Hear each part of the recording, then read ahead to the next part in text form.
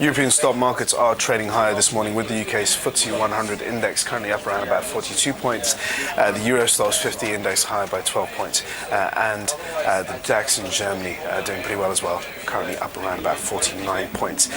In the FX space, we have a stronger Japanese yen, a somewhat firmer US dollar, and a stable euro. And going into the commodities market, oil prices are easing, but at the same time, we do have somewhat firmer gold prices.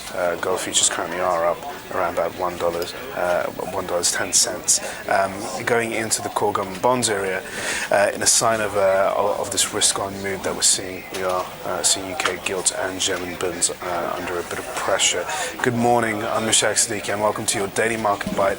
I'm going to give you guys a quick idea of what's going on in financial markets today. So, the mood in Europe is cautiously optimistic.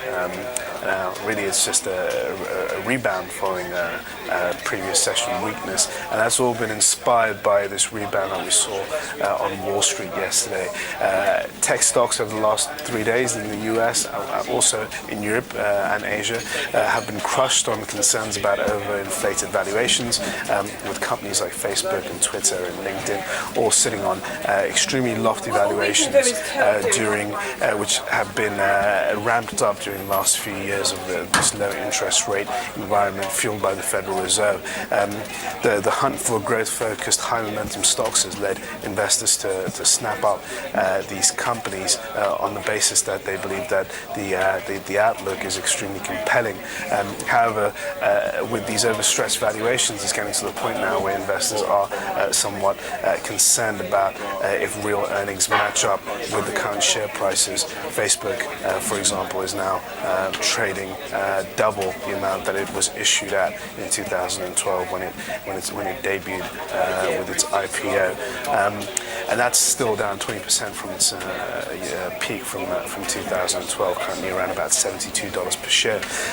Now, when it comes to the issue of the tech sector, it seems to be the case that we saw a bit of a healthy correction. Yesterday we had a rebound. Shares for the likes of Amazon, LinkedIn, Facebook, Twitter all rebounded after 3 days of losses. However, that doesn't mean that the valuation concern is starting to fade. It's still there. It's still very much present in the mind of investors, particularly before the start of the 1Q earnings season, which kicked off last night with Alcoa reporting better than expected numbers.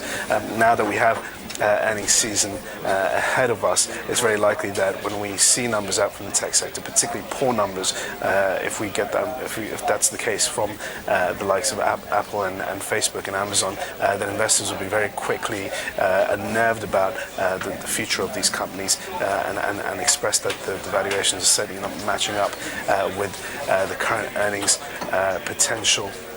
So that concern is still very much present in the market, although dissipating when it comes to on a day level, as investors today are really just rebounding and value hunting, picking up some of those beaten up stocks. As I said, the US earnings season seems to be one of the main dominant themes behind some positive price action. Alcoa, the huge aluminium producer in the US, posted better than expected numbers, and that kicked off a relatively positive mood around the first quarter earnings season. It's still early days. You can't really judge the season on the back of Alcoa's numbers. We have JPMorgan this week, and we also have Wells Fargo. Citigroup yesterday came out with an announcement that they're going to warn on profits. That's a little bit unnerving for the banking sector. Citigroup is paying over $1 billion in litigation costs, and that's also the same case for JPMorgan, which continues to pay for litigation costs that will eat at underlying earnings, particularly the bottom line.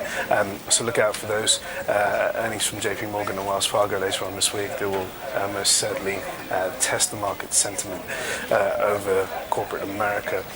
Going into some of the immediate concerns in Europe, the geopolitical tensions in Ukraine are still very much in the driving seat for investors, with investors extremely concerned about the potential flare-up in the crisis between the US and Russia.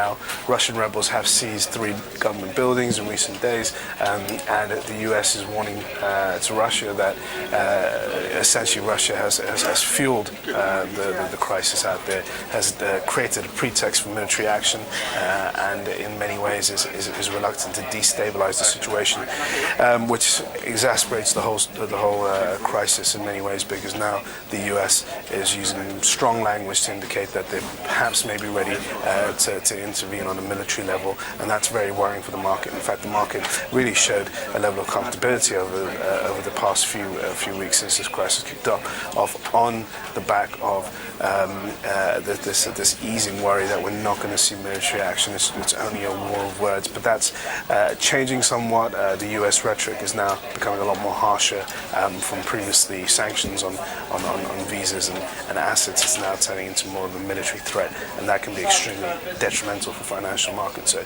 keep watching the situation in the Ukraine. It definitely is something to be worried about. And finally, in Europe, there's very little on the economic agenda, very little on the corporate side of things as well. The real focus is on Ukraine and the US. And later on this evening, we have the Federal Reserve's meeting minutes, in which the Fed is going to outline its thinking in the last policy meeting, where it continued to maintain very low interest rate policies, but at the same time did emphasize on the need to continue cutting its bond buying program, which it did, and will probably continue to do so through the course of 2014. That is all for your daily market buy. Thank you guys for watching. I'll see you all tomorrow.